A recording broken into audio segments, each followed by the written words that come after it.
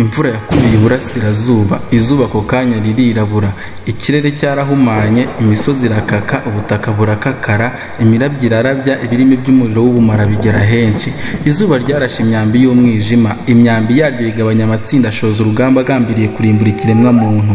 Imyambi yahinguranyije Aziya ica mu kirere, mu mazi no ku butaka, isiba uburengerazuba idasize ruguru n'epfo. Yakubuhake barangitura ku gahato, wakwitsamaraho kuvuga ngo urakire, bati muhunge mudashira, wakorora ugahabwa akato. Yibasira abakuru n'abato.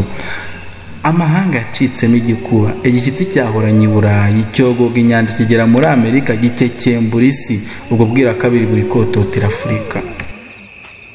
Ni igihombo cyisutse, ni igisasu kigabye, ni nk'ikirunga cyarutse, ni igikombe cy'amaganya, twe ntidushaka kukinywaho, nyamara kiza ku gahato, kigahumanya nta shiti, kikanatandukanya inshuti. Cyadufungiye imipaka, cyahumanije ubutaka, cyadufungiye ibirori, cyaje kiyise inkorora, maze basanga ni korona. Ubwo gusuhuzanya bivaho, babona cyaduteza ibico, guhisha amaso biba umuco, ngaho nge nawe turokoke, cyadufungiye ubuzima. Ni igikombe cy'umukara, ntawe cyorohera namba, cyaje cyuzuye ubugome bwo kuzimanganya ubuzima, aho giteye kikarasa, wakagenda nta misa.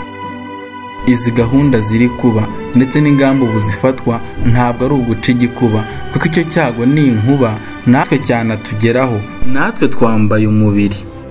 Komeza wumva ayo makuru, wumva ingamba ubu zifatwa. Mu gihe wumva aya makuru, ntukayogeze nk'inkuru, si umupira w'amaguru, mu gihe abandi bari gupfa.